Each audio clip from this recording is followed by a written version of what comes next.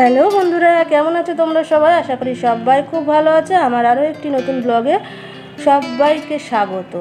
তো আজকে হচ্ছে মঙ্গলবার। তো দেখো, সকালবেলা সমস্ত কাজকর্ম সেরে নেওয়ার পর এই যে বর বেরিয়ে গেছে খাওয়া দাওয়া করে নিয়ে, আমি এখন এই যে ভাত বসাচ্ছি। তো দেখো, এই যে চালের জলটা ছেঁকে নিলাম গাছে দেবো বলে, আর এদিকে আর কি গরম জল একটু বসিয়েছি আমি স্নান করতে যাব বলে। তো এই যে ভাতটাকে বসিয়ে দিই, ভাবছি ভাত বসিয়ে আর ডিম আলু সেদ্ধ বসিয়ে নিয়ে আর কি যাব স্নান করতে। তো আজকে ডিমের ঝোল করবো ভেবেছি, সেই জন্য আজ মাছ নিয়ে আসিনি, ডিমের ঝোল আর ভাত করব। আর নিয়ে এসেছি হচ্ছে এই সজনে ফুল নিয়ে এসেছি, লাল শাক নিয়ে এসেছি, এই সবই নিয়ে এসেছি, বেশি কিছু নিয়ে আসিনি। তো এইগুলোই আর কি করবো ভেবেছি। মাছ প্রত্যেক দিন খাই, তো একদিন আধদিন একটু ঘুরিয়ে ফিরিয়ে না খেলে আর কি ভালো লাগবে না, সেই জন্যই আর কি আজকে ডিম নিয়ে আসা, ডিমের ঝোল আর ভাত খাবো বলে। তো যাই হোক, যে ডিমগুলো দেখো ধুয়ে সেদ্ধ জল বাটির মধ্যে আর কি সেদ্ধ করার জন্য রেখে দিলাম, জলও দেওয়া আছে, একটু নুন দিয়ে দিয়েছি। আর এই যে আলুটা আর কি ছাড়িয়ে নিচ্ছি খোসাটা, আলুটা দেবো ধুয়ে নিয়ে আর কি সেদ্ধ করতে বসাবো। তো ভাত আর ডিম সেদ্ধটা হতে হতে ওদিকে আমি স্নানটা করে নেবো, তাহলে আমার স্নানটাও আর কি কমপ্লিট হয়ে যাবে।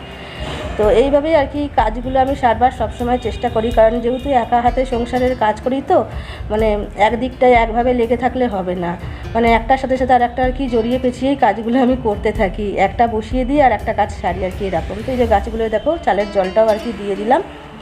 তো এবার আর কি দেখো স্নান করেও চলে এসেছি। আর সকালবেলায় না একটুখানি আর কি গোটা জিরে আমি কড়াতে শুকনো খোলায় ভেজে রেখে দিয়েছিলাম, তরকারিতে আমি ভাজা জিরের গুঁড়ো ব্যবহার করি, সেই জন্য ভাজা মশলা ব্যবহার করি বলে।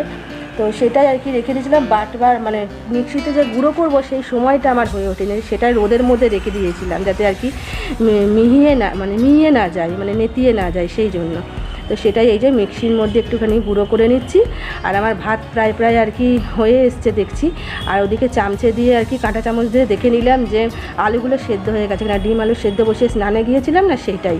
তো এই যে দেখো আমার মশলাটাও গুঁড়ানো হয়ে গেল, জিরে গুঁড়োটা এটা আর কি ঢেলে নেবো। তো তরকারিতে ভাজা জিরের গুঁড়ো, ভাজা ধনে গুঁড়ো এগুলোই আমি ব্যবহার করি।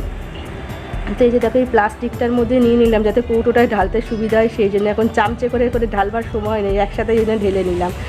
তারপরে এই যে ডিম আলুটা সেদ্ধ হয়ে গেছে, আমি ডিমগুলো তুলে নিচ্ছি খোসা ছাড়াবার জন্য। আর এখনকার ডিমগুলো এমন না, যতই সেদ্ধ করি একটা না একটা ডিম দেখবে এই খোসা ছাড়াতে গেলে সে দেখবে শ্বাস সমেত উঠে আসে, এরকমই আমার আজকে একটা ডিম এরকম অবস্থা হয়েছে, যে নুন দিয়ে সেদ্ধ করি আর যাই করি এরকম সমস্যা হয়। যেগুলো একটু বড়ো টাইপের ডিমগুলো হয় না, সেইগুলোতেই দেখেছি এই প্রবলেমটা হয়।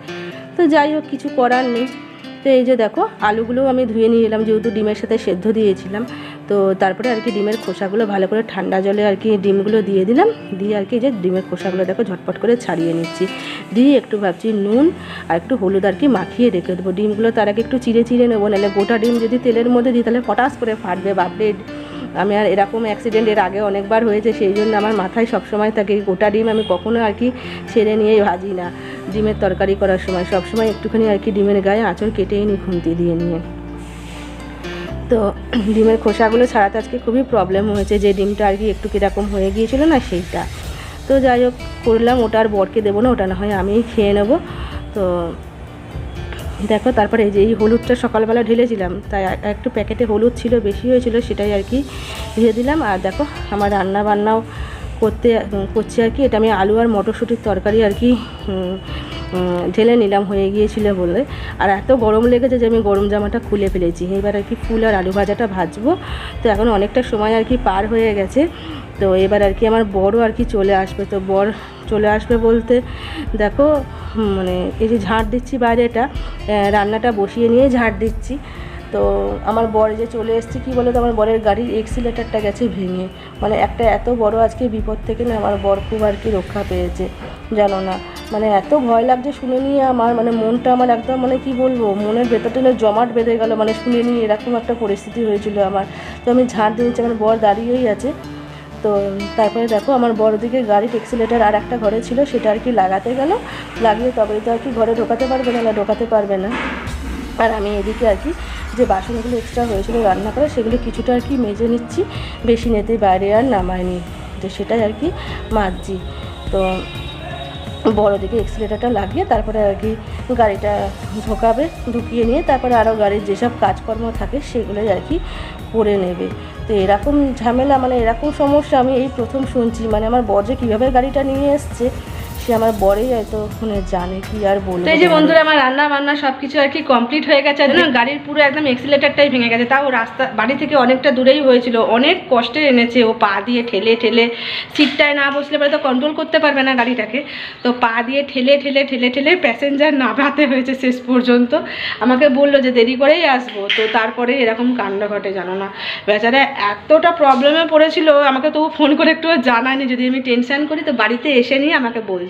যেহেতু আমাদের ঘরের এই জায়গাটা উঁচু সেই জন্য অনেক কষ্ট করে পুরনো এক্সিলেটার লাগিয়ে নিয়ে, যেটা ভেঙে গেছে আর কি সেটা তো লাগানো আছে, সেখান থেকে কানেকশান খুলে পুরনো এক্সিলেটারটা লাগিয়ে ওরা অত কাণ্ড করে ঢোকালো। তো এখন আবার গাড়িতে কি ঠিক করতে গেছে, এই যে এখন আবার দেখো কি করছে গাড়ির মধ্যে। তো খেতে দেবো এবার আর কি, খাবার দাবার হয়ে গেছে। তোমাদের ঝটপট একবার দেখিয়ে দিই আজকে রান্নাগুলো। তোমরা তো দেখতেই পেলে যে আমি ঘর দুয়ারগুলো ঝাঁটও দিচ্ছিলাম, ঝাঁট দিতে দিতে আর কি বর চলে আসে। আমি ভাবলাম রান্নাটা ততক্ষণ হোক, ফুল ভাজা আর আলু ভাজাটা হোক ততক্ষণ, ততক্ষণ না হয় আমি ঝাঁট দিয়ে নেবো। তারপরে দেখি ও এসে গেছে, এসে নিয়ে শুনলাম ওই কাণ্ড। তো যাই হোক, ও থাকতে থাকতে বাইরেটা তো ঝাঁট দিয়ে নিলাম, তারপর ঘরটা ঝাঁট দিয়ে পরিষ্কার করে নিয়েছি, শুধু ওভেনটা আর কি মুছতে আছে।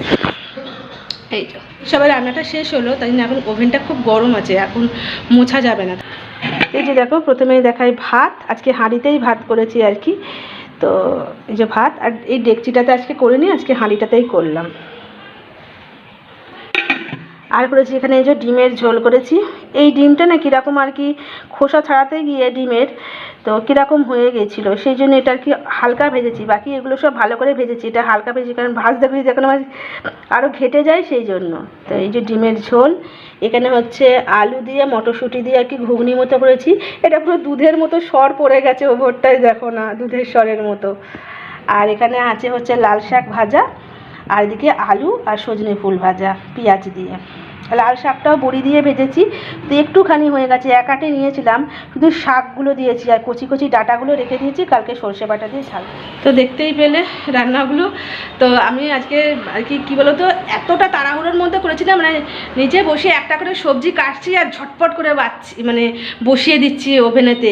আর তার মধ্যে ফুল মনে করে সজনে ফুলগুলো বাছা ছিল, মানে বাছতে ছিল সজনে ফুল, তারপরে শাক বাছতে ছিল, হ্যাঁ, তারপরে হচ্ছে মটরশুঁটিগুলো ছাড়াতে ছিল, মানে সবগুলো আর কি ঝামেলার কাজ ছিল। সেই জন্য না এতটা তাড়াহুড়োর মধ্যে করেছি যে আর বলার না, ধরপড়ানো লেগে গেছে আমার যে কি করে সবটা কমপ্লিট করব। আর আলু আর মটরশুঁটির তরকারিটা রাতে, তো রাতের তরকারিটা করেই রেখে দিলাম, রাতে না আর ভালো লাগে না ঠান্ডার মধ্যে করতে, শুধু রুটিটা গরম গরম করলেই হয়ে যাবে। তো চলো ঝটপট করে খাওয়া দাওয়া করে নিই, খাওয়া দাওয়া করে ওভেন মুছতে আছে, তারপরে বাসন কোসন সমস্ত কিছু মাঝামাঝি করতে আছে। তো চলো ভিডিওটা আর বড় করবো না, দেখা হবে আবার একটা নতুন কোনো বড় ভিডিওর সাথে। ততক্ষণে সবাই খুব ভালো থেকো, সুস্থ থেকো। আমার ভিডিও ভালো লাগলে অবশ্যই একটা লাইক কমেন্ট শেয়ার করে দিয়ে আমার চ্যানেলটা সাবস্ক্রাইব করে আমার পাশে থেকো। তো তোমাদের সবাইকে টাটা, সবাই খুব ভালো থেকো।